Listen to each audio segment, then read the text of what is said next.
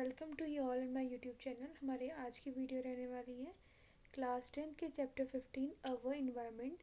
इसके competency based question यानी ये मोस्ट प्रोबेबल क्वेश्चन है जो कि हमारे पेपर में आ सकता है। तो चलिए स्टार्ट करते हैं। फर्स्ट क्वेश्चन है, answer the following question based on the given information. Hydrogen gas is excellent fuel. It has high calorific values and produce only water as the product of combustion. It is considered to be a potentially important non-polluting energy source of future. अब देखिए यहाँ पे को इससे पढ़ के हमें answer देने पड़ेंगे तो उसको अच्छे से देखेंगे। Hydrogen is labelled with different colour based on the method by which is produced as given below. जो ग्रीन हाइड्रोजन है manufacturing process does not produce carbon dioxide. Blue hydrogen manufacturing process produce carbon dioxide but is separated and stored. Grey hydrogen manufacturing process produces carbon dioxide which is released into the air. तो ये जो हमारे question थे इसके based में हम इसको answer करेंगे. फर्स्ट है हाइड्रोजन इज लेबल्ड ब्राउन. अगर जब हाइड्रोजन क्या होगा, ब्राउन होगा. If the manufacturing process release the carbon dioxide and carbon monoxide to the air, in the what way the manufacturing process of the brown hydrogen worse than that of a grey hydrogen for the environment. तो हमारे इसका answer हो जाएगा सी. It releases into hydrogen a gas that is toxic to the human being. जो हमारी carbon monoxide होगी toxic होती है किसके लिए, ह्यूमन बीइंग के लिए. What is the ratio of the average amount of the energy absorbed by producer to the average amount of the energy absorbed by the primary consumer. जो primary consumer है और जो उस पर कितने का होता है, जैसे जो ट्रॉपिक लेवल्स होते हैं जो प्रोड्यूसर से ऊपर को जाते हैं, जैसे 10% इसकी एनर्जी का सिर्फ 10% ही ऊपर वाले को मिलेगा और बाकी 90% ये अपनी जो अदर प्रोसेस है लाइफ प्रोसेस उसमें लगाएगा. फिर इसका 10% उसमें जाएगा. तो इसका जो आंसर हो जाएगा हमारा क्या होगा, fourth. Which of the following describe the flow of energy and nutrients respectively through the ecosystem. तो हमें ये क्या दिखाता है, यूनिडायरेक्शनल एंड साइक्लिक. उसके बाद से देखते हैं which of the following question based on the information given below. तो यहाँ पे देखिए, shown there is extent to which the different animal can seen in the either direction without turning their heads. In animal first the eyes are place toward in the front of the head and the animal second the eyes is place either side of the head. तो first वाली की जो है और second वाले की जो हमें यहाँ पे को बता रखा है. Since the placement of eyes of the two animals are different their vision is slightly different. दोनों की विजन अलग अलग है.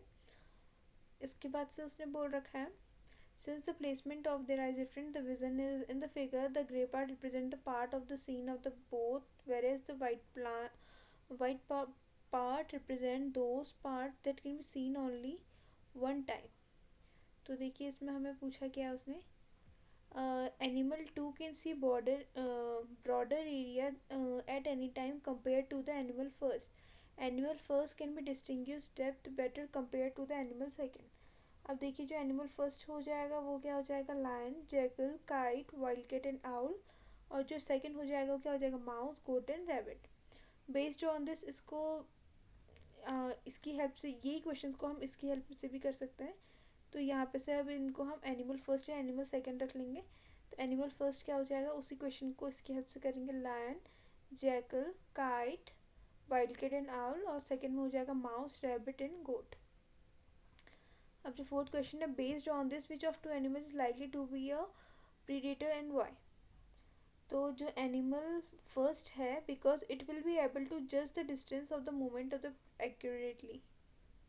इसके बाद से हमारा है question sixth, bone, metal can, paper sheet, plastic बोतल. Arrange the four object most according to the time they take to get a biodegradable.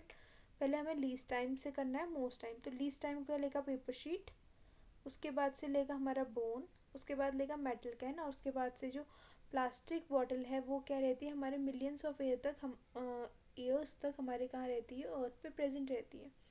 उसके बाद से देखिए क्वेश्चन 7th है, answer the following question about the transfer of material in the ecosystem. Mention two ways by energy is lost from a tropic level in the ecosystem.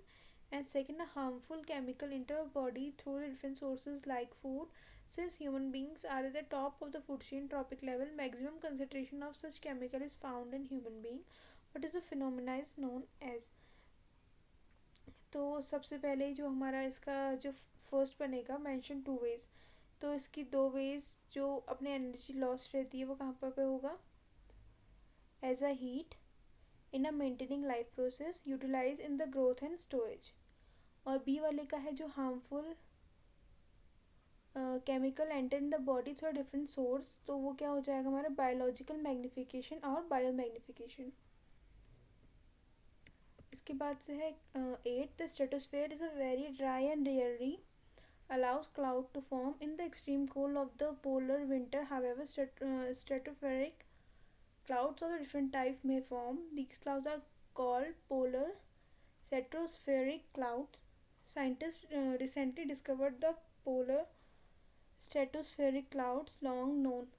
तो ये जो हमारा पूरा एक केस स्टडी है, इसकी हेल्प करके जो हमें किसने प्रोवाइड कर रखा है, नासा ने. तो इसकी हेल्प से हम क्या करेंगे, ऊपर के आंसर.